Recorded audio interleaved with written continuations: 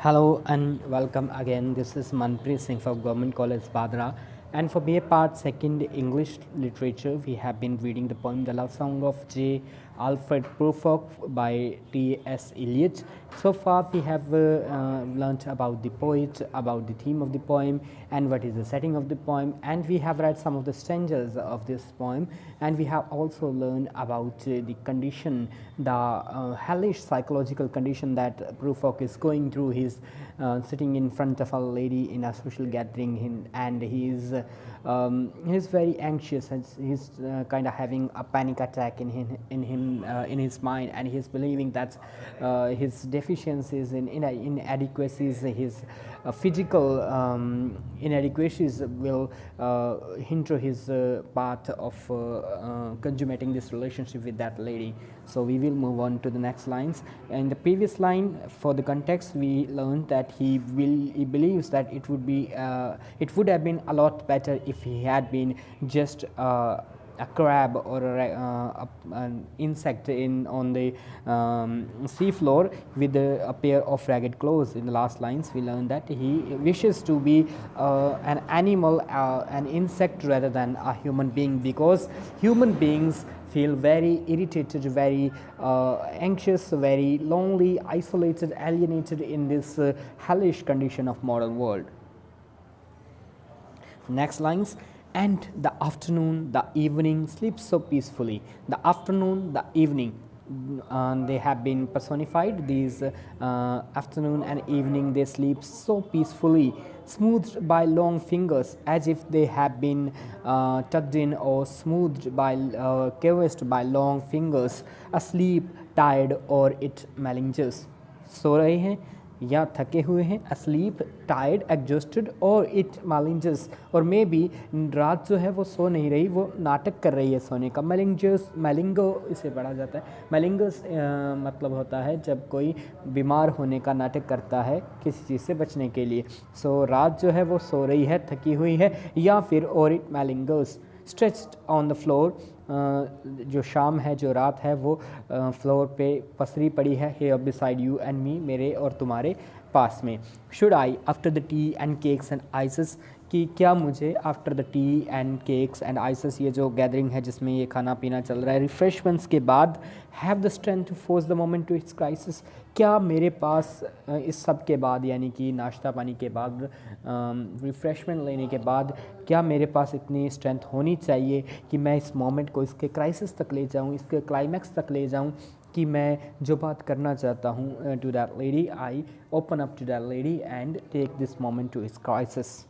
But though I have wept and fasted, लेकिन वो सोचता है कि मैं रोया हूँ, मैंने फास्ट किया है. Wept and prayed, though I have seen my head grown slightly bald, हालांकि मैंने ये भी देखा है कि मेरा सिर भी धीरे धीरे गंजा हो रहा है. Growing slightly bald, brought in upon a platter, I am no profit.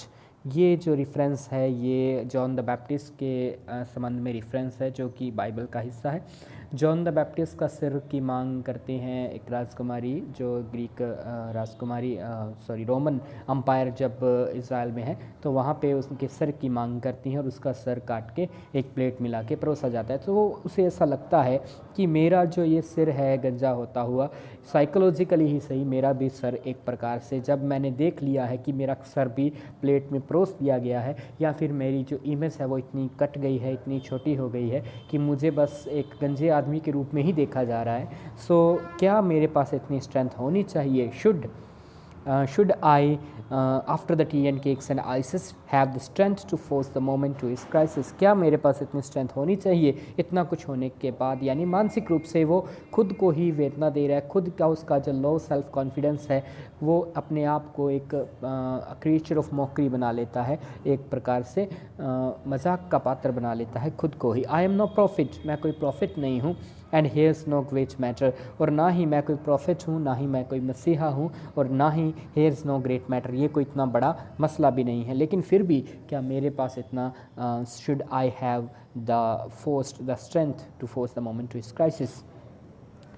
Next lines में वो कहता है I have seen the moment of my greatness flicker, कि मैंने अपने ग्रेटनेस, अपनी स्ट्रेंथ, अपनी जो मोमेंट्स ऑफ माई ग्रेटनेस है उन्हें भी मैंने डोलते हुए देखा है, फ्लिकर करते हुए देखा है।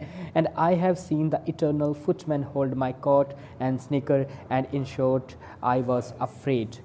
इटर्नल फुटमैन जो है उस ग्रीम रीपर को कहा गया मौत का जमदूत या इस प्रकार से, तो मैंने उसे यानी मौत को मैंने करीब से देखा है। होल्ड माई कोट, मेरे कोट को पकड़े हुए, एंड स्निकर, हंसते हुए, and in short I was afraid, और मुझे इस चीज़ का भी डर लगा, यानी कि मैं मौत को भी देख चुका। इस कंडीशन में वो इतना एंक्शियस हो रहा है, इतना उसे पैनिक अटैक हो रहा है कि वो अपनी बात तो रख ही नहीं पाता, बल्कि वो अपने मन में ही, अपने ही विचारों में एक हेल क्रिएट कर लेता है।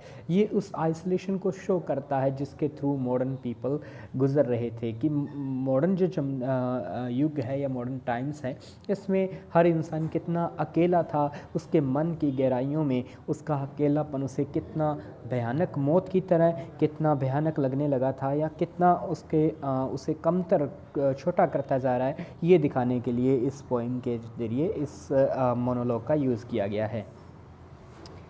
नेक्स्ट लाइंस में वो कहता है and would it have been worth it, तो क्या अगर मैं प्रयास कर भी लेता हूँ, अगर मैं बात कर भी लेता हूँ, क्या ये इस वर्थ इट, क्या इसका कोई फ़ायदा होगा, या क्या ये इस लायक है, क्या बात करना ज़रूरी है, क्या इससे कोई फ़ायदा होगा। After all, after the cups the marmalade, marmalade जो है एक प्रकार से फ्रूट का बना हुआ कोई एक प्रकार से व्यंजन है।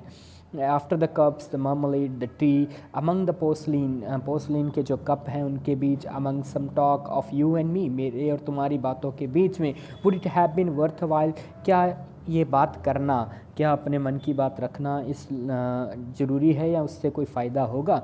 To have bitten off the matter with a smile, कि इस मैटर को एक स्माइल के साथ काटना, या इस मैटर पे बात करना smiley. To have squeezed the universe into a ball to roll it towards some overwhelming question, कि इस सारे यूनिवर्स को इतना वो अपने अंदर ही घुटा जा रहा है कि वो सोचता है इस यूनिवर्स को स्क्वीज करके, एक बॉल जितना करके, to roll it towards some overwhelming question, कि एक ओवरवेलमिंग क्वेश्चन, एक मतलब मन में उठ रहे इस क्वेश्चन की ओर इसे रोल करना, गेंद बना के लुढ़काने की तरह, एक इमेज के ज़रिए, वो इमेजरी के ज़रिए वो शो करना चाहते हैं, कहना चाहते हैं कि वो मन में इतना घुटा जा रहा है कि वो समझता है कि ये बहुत बड़ा मैटर है बात करना ही। To roll it towards some overwhelming question, to say I am Lazarus come from the dead, come back to tell you all, I shall tell you all, कि मैं शायद लजारस हूँ जो मरने के बाद वापस आया हूँ और तुम्हें वो सब बताने के लिए आया हूँ। I shall tell you all, Lazarus mythological person who return back from dead, come back to tell you all, I shall tell you all, मैं तुम्हें सब कुछ बताऊँगा, सब कुछ बताने आया हूँ। If one setting a pillow bye her head should say this is not what I meant at all, this is not it at all, कि पहले मैं कुछ और कह दूँ और फिर मैं कहूँ कि this is not what I meant at all, this is not it at all, ये वो नहीं है, ये वो मेरा मतलब नहीं है, this is not it at all, ये बिल्कुल ही मेरा मतलब नहीं था।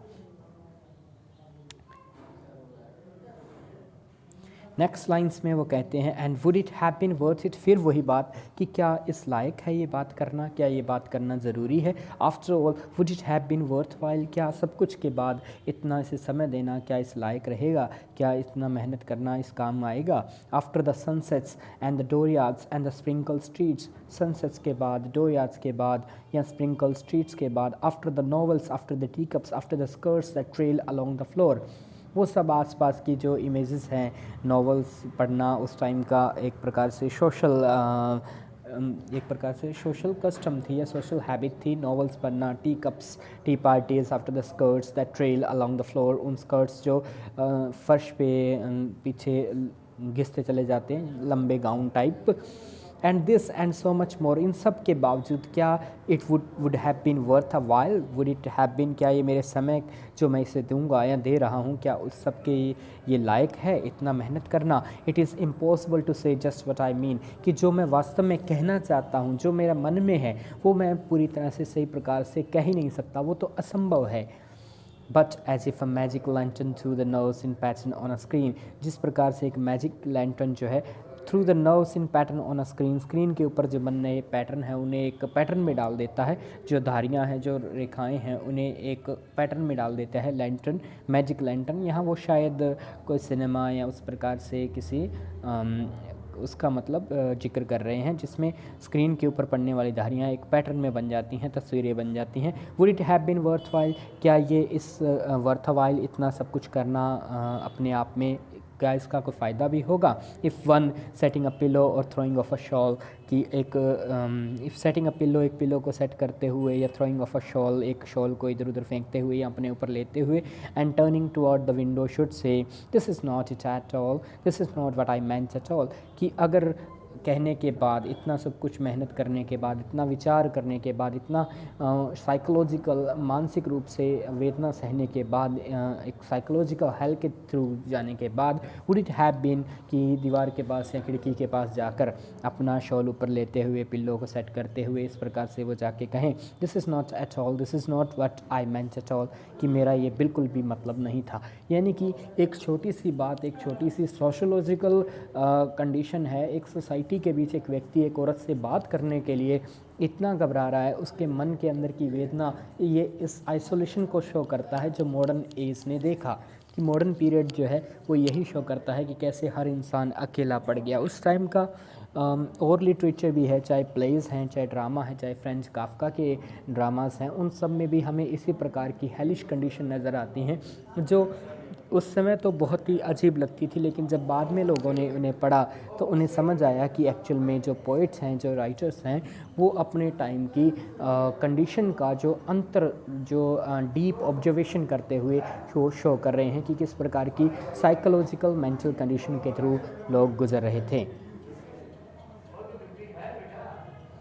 And would it have been worth it, इसके बाद ये लाइन्स हमने पढ़ दी हैं। इसके बाद नो, वो खुद को कहता है, no I am not Prince Hamlet, वो खुद को छोटा करता है। देखिए बात तो पहले ही छोटा है, करेक्टर अपने आप में पहले ही छोटा है, लेकिन फिर वो अपने आप को और छोटा करते चला जाता है कि आई एम नॉट प्रिंस हैमलेट, मैं कोई स्टोरी का हीरो नहीं हूँ। प्रिंस हैमलेट जो है, हैमलेट शेक्सपियर का लिखा गया एक बहुत ही फेमस ड्रामा है, एक प्ले है, और उस प्ले का हीरो है Hamlet, prince of Norway.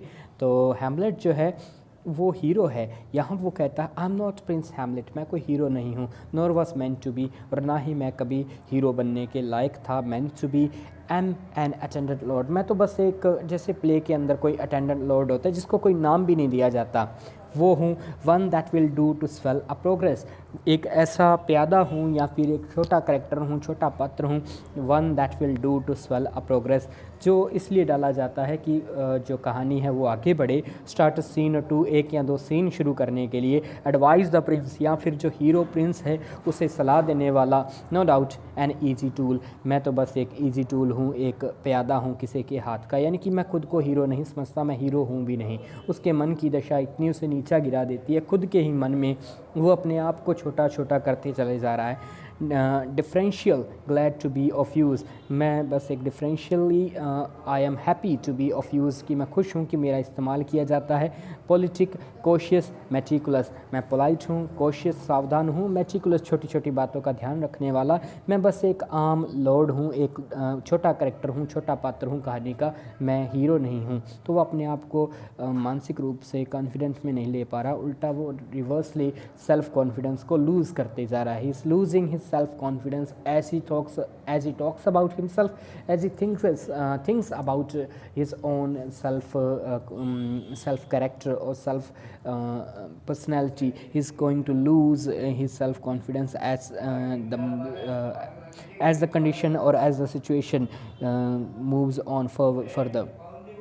Full of high sentences but a bit obtuse, कि मैं वो करेक्टर हूँ, मैं वो प्यादा हूँ, मैं वो पात्र हूँ जो हाई सेंटेंस बोलता है। फुल ऑफ हाई सेंटेंस, ऊँचे ऊँचे मतलब बड़े बड़े डायलॉग बोलता है। बट अ बिट obtuse, लेकिन मेरी बातें थोड़ी obtuse होती हैं, समझ नहीं आती, ऑब्सक्योर होती हैं। At times indeed almost ridiculous, कई बार तो मैं बिल्कुल ही रिडिकुलस सी बातें, बिल्कुल ही बकवास बातें करने वाला एक पात्र हूँ। Almost at times the fool एक करेक्टर जो है, खास करके जो एलिजाबेथन पीरियड है उसमें भी फूल का करेक्टर काफ़ी यूज़ किया जाता है। एज यू लाइक इट में भी हैं। तो इस प्रकार के जो फूल का करेक्टर है वो हंसी के लिए डाला जाता था, जो हीरो के या हीरोइन के साथ आसपास एक मजाकिया पात्र के रूप में और हंसी मजाक में सोशोलॉजिकल कंडीशन के ऊपर कमेंट करने के लिए वो फूल रहता था। तो वो खुद को प्रिंस हैमलेट नहीं समझता, खुद को हीरो नहीं समझता, बल्कि एक प्यादा समझता है, एक मूर्ख समझता है, एक लॉर्ड समझता है। आखिर में वो कहता है कि मैं तो बस एक फूल हूँ। I grow old, I shall wear the bottoms of my trouser rolled, कि मैं बड़ा हो रहा हूँ, मैं बड़ा हो जाऊँगा या बड़ा होता हूँ, बूढ़ा हो रहा हूँ। I shall wear the bottoms of my trouser rolled, कि मैं अपने ट्राउज़र्स जो अपनी पैंट्स हैं उनके बॉटम्स को मोड़ के पहनूँगा। शैल आई पास माई हेयर बिहाइंड, क्या मुझे अपने बाल पीछे की ओर मतलब पीछे की ओर कंघी करने चाहिए। Do I dare to eat a peach, क्या मुझे एक पीच खाने की हिम्मत होनी चाहिए, खानी चाहिए। ये सब उसकी साइकोलॉजिकल कंडीशन है। He is sitting at a social gathering with some ladies and he can not cope with his own inadequacies, खुद की जो कमियां हैं, खुद को वो छोटा छोटा करते चले जा रहा है। वो मानसिक रूप से एक हेलिश कंडीशन को फील कर रहा है। I shall wear white flannel trousers, मैं वाइट फ्लैनल टाइप के जो ट्राउजर्स हैं उस प्रकार की पैंट्स या पजामा पहनूंगा। And walk upon the beach, beach के ऊपर वॉक करूंगा। I have heard the mermaids singing each to each, मैंने सुना है मरमेड्स को सिंग करते हुए, गाते हुए, ईच टू ईच, एक दूसरे को। I do not think that they will sing to me, मैं नहीं मानता कि वो मेरे लिए गाएंगी, क्योंकि वो खुद को एक हीरो नहीं समझता, खुद को कोई भी इम्पोर्टेंस नहीं दे रहा, वो खुद को एक नो बड़ी समझता है। यही एक आम आदमी की स्टोरी थी मॉडर्न पीरियड में। मॉडर्न पीरियड आजकल भी जो है हर व्यक्ति जो है अपने आप को अपने अंदर अकेलेपन के अंदर खोता रहता है। हर कोई चाहता है कि उनकी लाइफ में कोई रोमांस हो, कोई इम्पोर्टेंस हो, लेकिन वो इम्पोर्टेंस कोई भी हासिल नहीं कर पाता। I do not think that they will sing to me, उसे लगता है कि मरमेड्स जो सबके लिए गाती हैं each to each would not sing to him, उसके लिए फिर भी वो नहीं गाएंगी, मरमेड्स जलपरियाँ। I have seen them riding seaward on the waves, combing the white hair of the waves blown back when the wind blows the water white and black, कि मैंने उन जलपरियों को देखा है, मरमर्स को देखा है। सीन दैम राइडिंग सीवर्ड, सी की ओर जाते हुए, समुद्र की ओर राइड करते हुए, on the waves combing the white hair of the waves blown back when the wind blows the water white and black, जब हवा पानी को ब्लो करती है वाइट एंड ब्लैक, तब मैंने उन्हें कंगे की तरह वाइट हेयर, समुद्र के वाइट हेयर यानी कि झाग को, the white hair of the waves, लहरों के जो झाग है वो लहरों की सफ़ेद बालों की तरह है, उसे पीछे की ओर कूम करते हुए ब्लोन बैक, उन्हें पीछे की ओर धकेलते हुए मैंने देखा है। वो एक इमेजरी करते हैं जिसमें जलपरियाँ जो है समुद्र की ओर जा रही हैं। ये जो इमेज है ये कुछ नहीं है, ये सिर्फ एक रोमांटिसाइज करने का प्रयास है, लेकिन इनके बीच भी वो खुद को ये समझता है कि वो मेरे लिए कम ही है, यानी वो मरमेड्स जो सबके लिए गाती हैं वो मेरे लिए भी नहीं गाएंगी।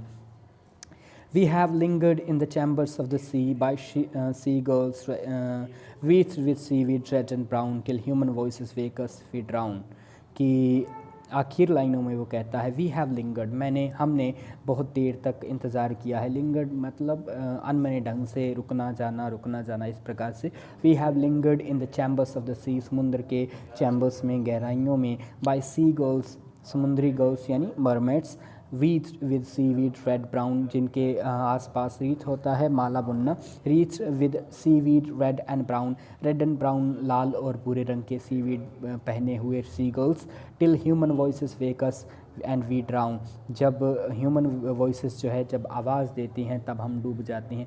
ये जो गाना है या फिर ये जो आखिर की पंक्तियाँ हैं ये उनके रूप में कही गई हैं कि वो जलपरियाँ ऐसा कहती होंगी, क्योंकि जलपरियों की जो भी स्टोरीज आती हैं उसमें यही होता है कि जलपरियाँ ऊपर पत्थर पे बैठ के या उस प्रकार से आराम करती है, जब भी ह्यूमन वॉइसेस आती है वो डूब जाती हैं। ये भी एक सिंबल है जिसमें वो अपने गहराई में उतरने की बात कर रहा है कि मैंने लाइफ का जो बेहतर समय देखा है, लेकिन जब भी सोसाइटी की बात आती है, जब भी ह्यूमन वॉइसेस की बात आती है, वी ड्राउन, हम डूब जाते हैं। जैसे जलपरियाँ डूब जाती हैं, हम भी अपने ही अंदर, अपने ही मन के अंदर की मेंटल साइकोलॉजिकल डीप हेल समुंदर में डूब जाती हैं, उन गहराइयों में, उन चैम्बर्स में डूब जाते हैं जहाँ हमें कोई नहीं देख सकता है, जहाँ हमारा नामो निशान नज़र नहीं आता। सो ये एक पोइम थी, थोड़ी कॉम्प्लिकेटेड ज़रूर है, लेकिन एक व्यक्ति के मन की दशा है जो मन ही मन में विचार कर रहा है कि वो क्या करे, और मन ही मन में वो अपने आप को छोटा करते चला जा रहा है, अपने सेल्फ कॉन्फिडेंस को छोटा करते चला जा रहा है, और वो विचार नहीं कर पाता, वो डिसाइड नहीं कर पाता। There is time for many decisions and indecisions. वो पहले तो टाइम वेट करता है कि ही कैन डिसाइड, और he can take some time to decide whether to talk to the lady और नॉट। पहले वो डिसाइड करने के लिए सोचता है कि मैं थोड़ा समय और देता हूँ, लेकिन आखिर में वो ये सोचने लगता है कि इज़ इट वर्थ इट, कि क्या बात करने का कोई फ़ायदा भी है, वर्थ इट, क्या वर्थ वाइल है, क्या इससे समय देने का कोई फ़ायदा होगा। लेकिन आखिर में जाके वो डिसाइड कर लेता है एक प्रकार से डूब जाने का, यानी कि एक प्रकार से वो इन चीज़ों के इनसे दूर चला जाता है। उसका मानसिक हेल्थ जो है, मानसिक आइसोलेशन जो है, लोनलीनेस इस पूरी पोइम की थीम है। अकेलापन, और अकेलेपन में एक व्यक्ति के मन की मनोदशा जो है एक साइकोलॉजिकल मोनोलॉग, एक इंटीरियर मोनोलॉग के ज़रिए शो की गई है। आप इस पोइम को पढ़ें। वैसे थोड़ी लिमिटेशंस हैं, जो है वीडियो के माध्यम से हम उतना अच्छे से क्लियर नहीं कर पाते, लेकिन फिर भी जितना भी है हमने प्रयास किया है। आप इसे पढ़ें, और अगर आपको कोई समस्या हो तो आप पूछ सकते हैं। आप इसके मीनिंग्स जो है इंटरनेट से भी देख सकते हैं, और जब कक्षाएं दोबारा शुरू होंगी, रेगुलर कक्षाएं, तब भी हम इसके ऊपर वर्क कर सकते हैं। तो आप इसे पढ़ें, कोई समस्या हो तो कमेंट कर सकते हैं। धन्यवाद।